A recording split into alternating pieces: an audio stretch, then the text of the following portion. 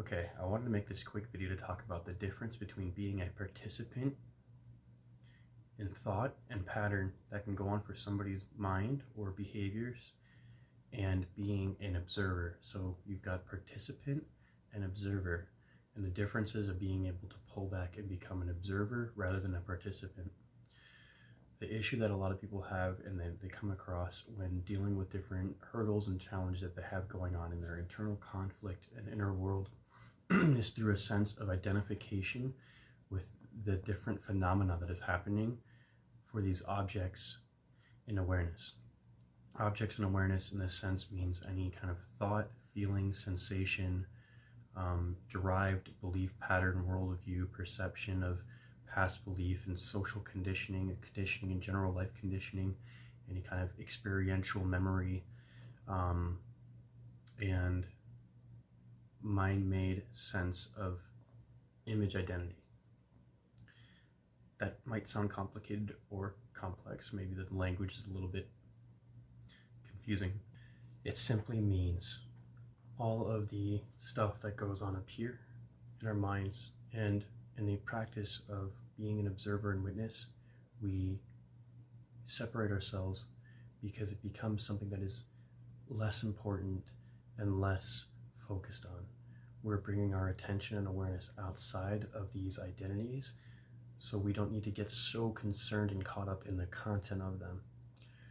Being in awareness, being in witness, being an observer rather than a participant or identified with it. Being an observer and a witness means stepping outside of those labels and identities and simply being a present witness, an observer, being in awareness as awareness, previous to anything else.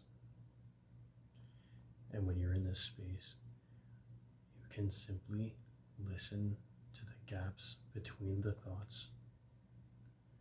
You can listen to the silence between sound and word. You can bring awareness and attention into space.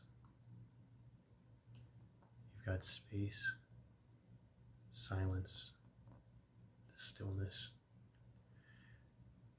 Any good practice in meditation or mindfulness is bringing your senses and awareness in a kind of leaning into way. You're leaning into silence and the unknown and the stillness through attention, through awareness, and where we are directing attention and awareness. Another good practice people can use is always keeping a slight sense of awareness and attention into the beingness and aliveness of the body. Always having a little bit of your attention and focus into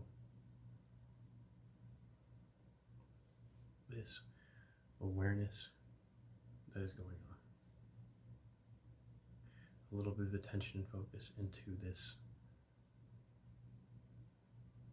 pervading silence, pervading stillness.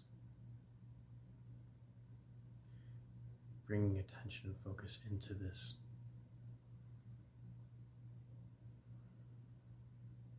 presence and being.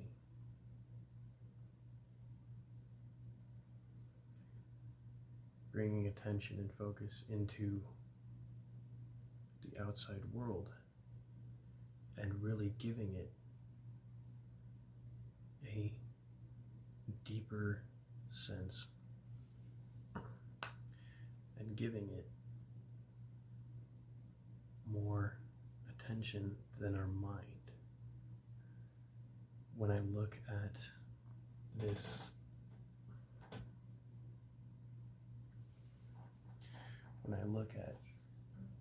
guitar, right? has sound. It has this mahogany wood, right? It has a certain feel and texture. It has a weight. But there's a difference between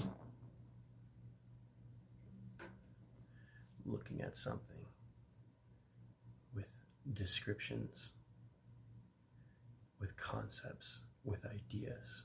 There is a difference between viewing the world through the lens of ideas and concepts and a personal view. In that sense, you are living a virtual reality that isn't aligned with reality itself, because it is self-ego driven. It is a conglomeration of life experiences, concepts, ideas, image, beliefs, the structuring of a mind-made sense of self and ego. So we don't try to destroy the ego. We don't try to get rid of anything, because it just becomes unimportant. It no longer becomes a source of our attention, awareness, our focus. It is just something that will stay in operation. You'll always have the thinking mind and the memories and the thoughts and the feelings and the sensations, and all this is good and well. It's part of being a human being. The difference is drawing identity and your sense of who and what I am outside of those concepts and ideas. In a sense, you can say that the mind is like a record player that is replaying the same conditioning, habits, behaviors, patterns in a cyclical fashion. Nothing changes. You're stuck in the same old thing. There's no creativity or aliveness or dynamic change. There is the familiarity, the comfort of the known. But what we're doing here in investigation and inquiry and stepping beyond the known is going into the dark and going into the unknown, where there is no more roots of identity that people will cling to understand and know the world through that narrowed view. So if I could say one last thing, is to take this challenge of dropping our preconceived perceptions, our assumptions, our conclusions, our root of judgment and labeling, of describing and conceptualizing. All that is in operation. We just leave it alone, and we go to that place where we drop these filters, the filters that kind of use as a personal perception that brings a narrowed perspective, a singular focus of viewpoint in particularity.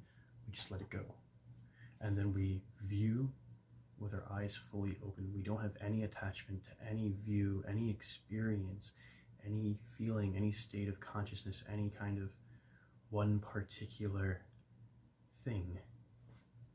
You're just open to experiencing itself without any limitations.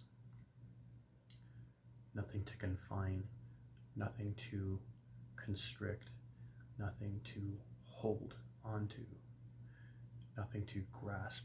Being unattached to all experiencing, regardless of what it is. Awareness itself, perceptions, subtle body, aliveness, movement in the body beyond the physicality. We're going to look at things without the labels and concepts and ideas. We're going to look at a bird without calling it a bird and identifying it in our mind as a descriptive labeling concept idea. We're just going to look.